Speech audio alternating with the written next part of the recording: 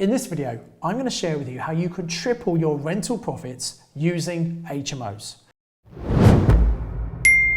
Now, this is actually video 2 of a 3-part series, and in the first video, I shared with you why you really should be using HMOs. I talked about how I got into HMOs, I talked about the different types of HMOs and the different types of tenants, we talked about exactly how much you could make, and also why there's a huge opportunity right now with lots of retiring landlords, how you can get into HMOs. So if you haven't watched that video, I highly recommend you go back and watch it now. In particular, because of these landlords who are retiring, that's caused by the tax changes because Section 24, increasing legislation, lots of landlords worried about future pandemics and problems like that. People saying, well, I've had really good growth over the last 10 years, maybe it's just cash my property in now. For this reason, we're seeing more and more properties come to the market from landlords who are looking to sell up.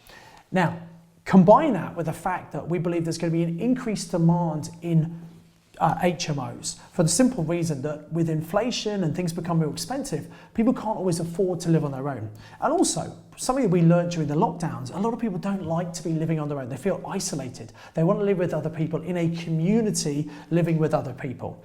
And how do I know about this? Well, I'm Simon Zutshi, I'm the founder of the Property Investors Network. We've got 50 meetings all over the UK. So my ear is very much to the ground to hear what's happening at a grassroots level with property investors. And I can tell you this is happening, more and more investors are selling up.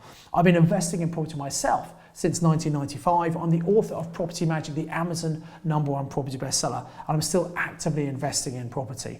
I'm actually sitting in the living room of one of my co-living HMO properties, and co-living is a bit different from an HMO. An HMO is where you have maybe a house with lots of rooms, and that's how people see it. Now, a co-living property is about having community. So for example, we have a living room, we have a table big enough for people to eat together, to people to work at if that's what they want to do. And it's about being part of a community. And that's the difference between HMOs and co-living. Now, most people, they start off with single-let properties and they move on to HMOs, which are seen as a more advanced strategy. Now, I understand that philosophy of starting with a single-let, which is seen as a less advanced strategy. But let me ask you a question. Do you want to have to buy lots of properties in order to replace your income, or would you like to do it in just a few properties? I'm pretty sure a smaller amount of properties that are more profitable makes a lot more sense. And this video is all about how you can triple your profits with HMOs. Even as a new investor, once you learn how to do HMOs, you'll realize, why on earth would I want to just do a single-let? I might as well get straight into HMOs. And it's a bit like anything. When you don't know about something, you might be cautious or nervous. When you first learned how to drive a car, you got into a car, you might have been excited, but also you were nervous. All these things you didn't know about, you still had to learn. And property is just the same. Once you learn how to do property correctly, it's just like driving a car. In fact, it becomes almost similar in that you don't really have to think about it once you've got a certain level of experience. So even if you're a new investor, I encourage you, HMOs still can be a great thing for you to do. Now, one of the main challenges that stops a lot of people getting into property or even doing more property is they think, well, hang on a minute, don't you need lots of money to invest in property? And surely you need even more money if you're doing HMOs because you've got to buy it and you've got to convert it into an HMO as well. Well, it really depends. So if you're buying a house and spending a load of money converting it, yeah, that can be a lot of money. And it's a strategy that works very, very well in expensive parts of the world. So for example, one of my clients, Jennifer Wiltshire, she lives in Kingston in London. She didn't want to go and do properties up north. She wanted to own properties in her local area. That's where she knew that was her comfort zone. So she found properties that were probate properties, one that needed lots of work doing to them. She'd buy them for about £650,000 to £700,000, so pretty expensive properties, and they need completely stripping back to bricks. And she'd spent a couple of £100,000 doing those up. Now you might think, why on earth would she do that? Well, the result was properties that were worth well over £1 million. She was able to refinance, take most of the money out. But here's the interesting thing. One of these properties is a 7-bed HMO, and that's making £1,000 per room per month. So £7,000 of income. Her costs, her mortgage and all the bills, about £3,500. Says one property is making a £3,500 profit per month. Now you might think, well, maybe that's a fluke. Well, you might think that, but she's now got 3 of these properties, each making £3,500. And this is in a very expensive part of London. So no matter where you are, HMOs work, but you might need to tweak the strategy. Now you might say, well, that's great, son, but I don't have that kind of money. Here's the point. You need to stop thinking about your own resources. Once you find really good, profitable deals, and I believe HMOs are some of the most profitable deals, once you have a very profitable deal, if you don't have the money, you could borrow the money from someone else. And they put the money in, and you're going to have lots of profit in the deal to give them a really good return on their money. That might be a loan where they get a certain amount of interest. It might be a joint venture where they get some of the profit share. And we've had people who've been completely new to property, who've had no prior experience, they don't have much money, but because they've learned how to find really good deals, they've been able to go to other people who are more experienced than them, show them the deal and say, look, we've got this deal, all our money is tied up, who do you know who might want to come in? And the more experienced people can say, yeah, actually that's a pretty good deal, and they're then happy to put the cash in. So it all comes down to knowing what makes a good deal, knowing how to find those deals and how to position them as well. So if you've got your own money, of course use that first, but if you don't have a lot of money, well, you can use other people's money. The other thing is, if you're buying an existing HMO, rather than buying one where you've got to get it all set up as an HMO, if you've got one that's already got the fire doors in, the interlinked smoke alarms, actually maybe just a very light cosmetic refurb is all that property needs. You see, many of the landlords who are selling their properties, they might have owned them for 10, 20, 15 years or so. And over that time, they might not have done that much work to it. So over time, the standard comes down, the rents they get comes down, and they're just fed up, they want to give up. And they don't particularly want to spend a lot of money doing their property up. But relatively speaking to the purchase price, the amount you spend on a light refurb is pretty small. And so actually you can take a tired property, one that's already set up as an HMO, and for a relatively small amount of money, give it a new lease of life. Have some great feature walls, some great lighting, some good furniture, and suddenly what was a tired property is now a far more desirable property. And even better than that, if you don't actually want to buy or can't buy, there are several strategies you can use, such as rent to rent, whereby you take a property on from a landlord, you get it looking great, you know how to properly advertise and get tenants in, and the rent you pay the landlord is less than you can achieve. So you make a margin on the difference. It's a great strategy, particularly for people who are starting, but I know some very experienced investors who are saying, well, if I can get the cash flow without actually buying it, without a deposit, without a mortgage, great, I can do that. So rent to rent works really well no matter what level you're at. Even better than rent to rent is called a purchase lease option. It's very similar to rent, but also you get the right to buy the property in the next 3 to 5 years if you want. So not only do you get cash flow, you benefit from long-term capital growth. And I would suggest if you're getting into HMOs for the first time, doing a rent-to-rent or PLO is a good idea on an existing HMO because it allows you to kind of put your foot in the water, test out to see if you actually like to do HMOs before committing to actually buying a property. So actually it can be done in a really good way. Now, the next thing people say, well, that all sounds great, Simon, but, don't HMOs need more time and effort than single-lets? Maybe we're just going to do single-let properties.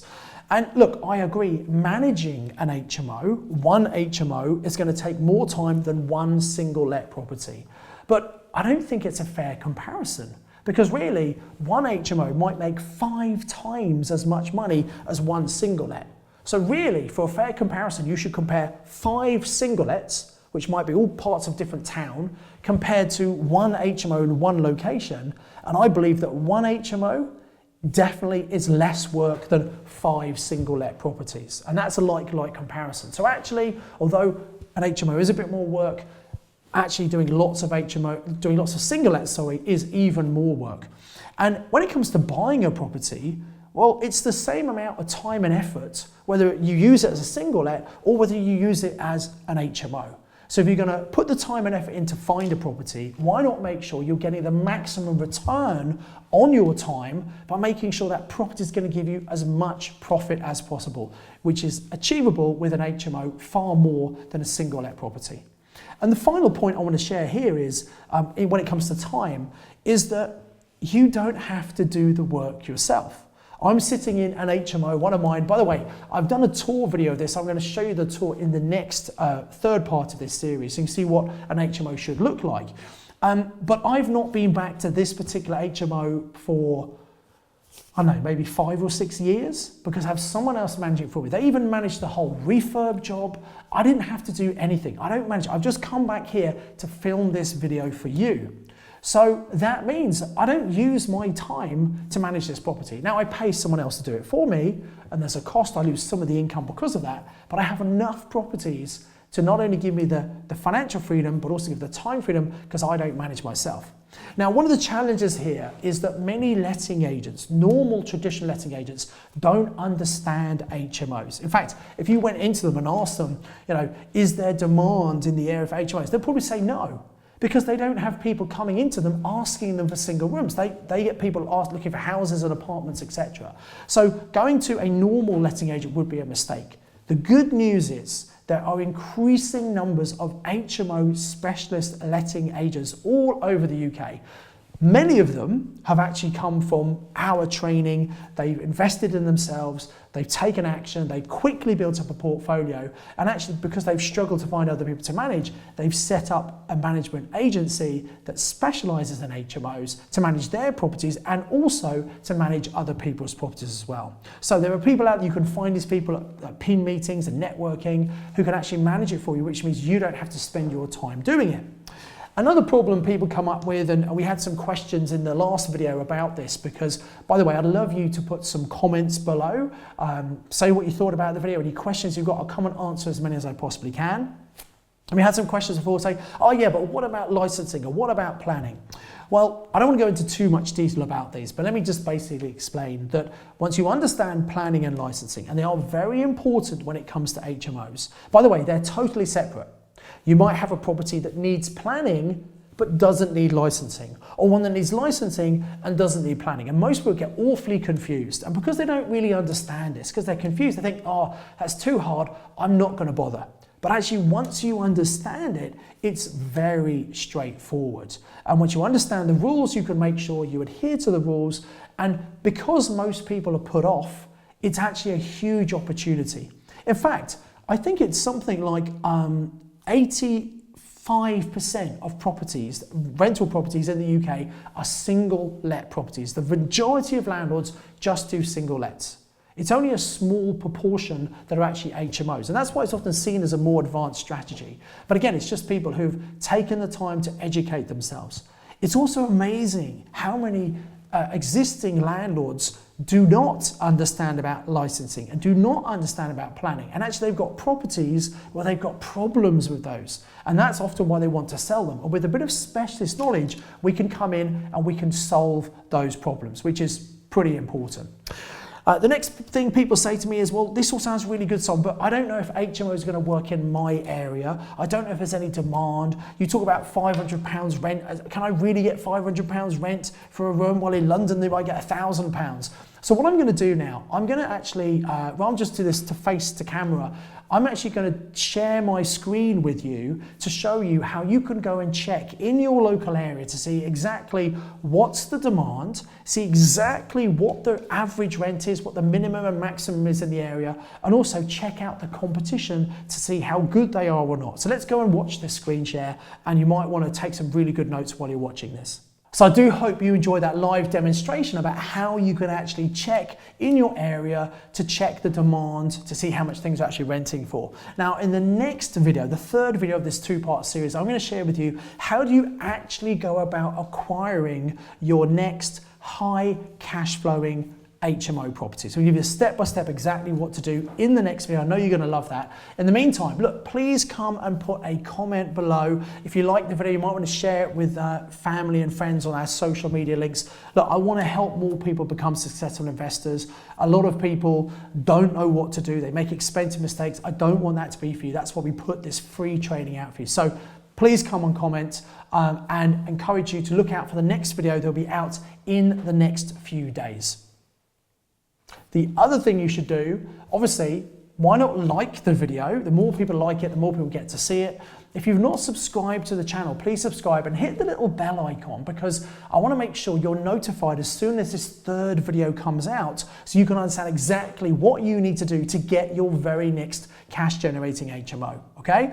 So make sure you do that. And in the link below, there's a link to some further training. I'm going to be doing a live webinar all about some of the issues. So I'm going to be talking about planning and licensing, some of the things you need to know about. And because it's live, you can actually ask me any questions you want. So in the description below this video, there's a link you can click on to go and register that live training. I do hope you can come and join me. It's going to be very, very soon, so take action right now, otherwise you're going to miss the live training.